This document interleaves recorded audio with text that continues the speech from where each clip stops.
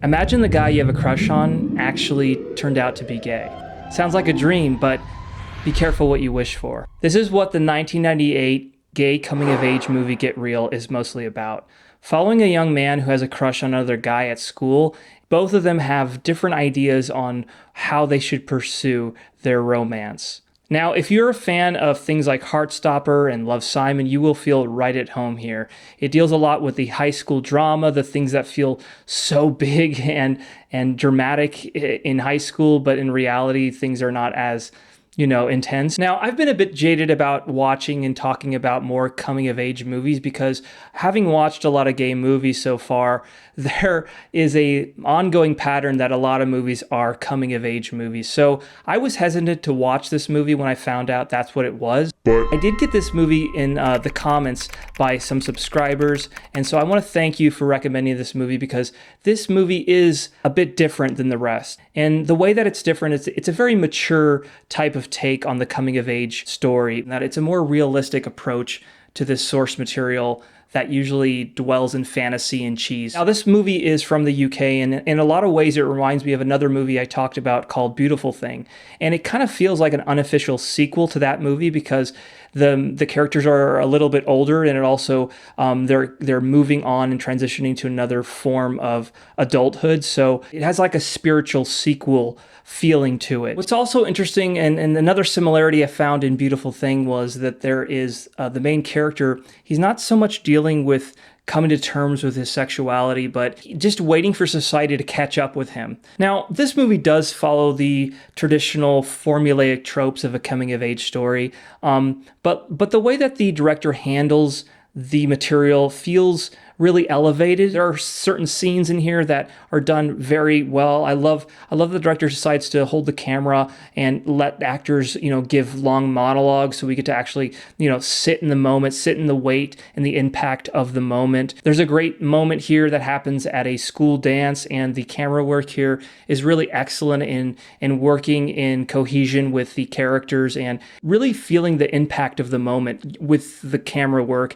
Right off the bat, the movie did remind me of Donnie Darko, from down to the wardrobe, because it takes place in a prep school, so it has, even though there's no supernatural elements or anything like that, but it did give me those vibes. Now, there are a lot of bullying scenes in this, and they are really intense, and the bullies can come off kind of one-dimensional, but it does make sense in context because when you're just growing up, you do not have a lot of dimensionality because you don't have a lot of life lived.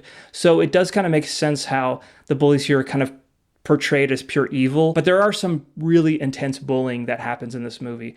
So that is something that you might want to know about. But this is back in the 90s when things were not as good to come out as gay. If you do love movies like Heartstopper and Love, Simon, and in particular Love, Simon, there's a plot point in this movie that feels directly from Love, Simon, and I'm not sure if the filmmakers were inspired by this movie. Even if they didn't see this movie, just maybe that the existence of this movie is in the lexicon and the imagination of people, that things get remixed. And it's great to watch older movies and see how much of the new stuff is just being regurgitated again in a different way, in a transformative way. And, following a lot of the formula of a coming-of-age story, there is a straight gay female friend that the main character has, and she's kind of like the comic relief, and we still see that a lot today, stuff like that. So, but I think it's done really well, and you got to give it some points because this is back in 1998, when we were not getting a lot of particular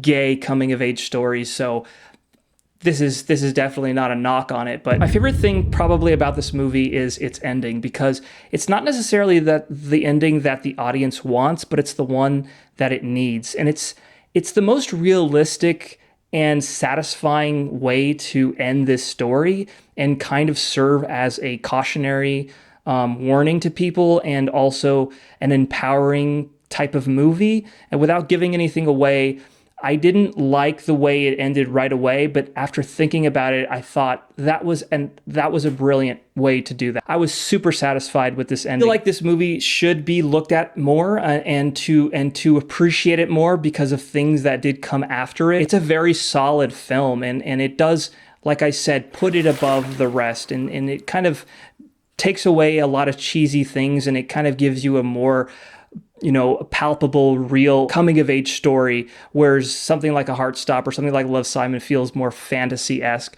So I just want to say my last video didn't do so well in the almighty algorithm gods. I'm not sure if people were notified or people didn't have any interest, but I just want to tell you that it exists.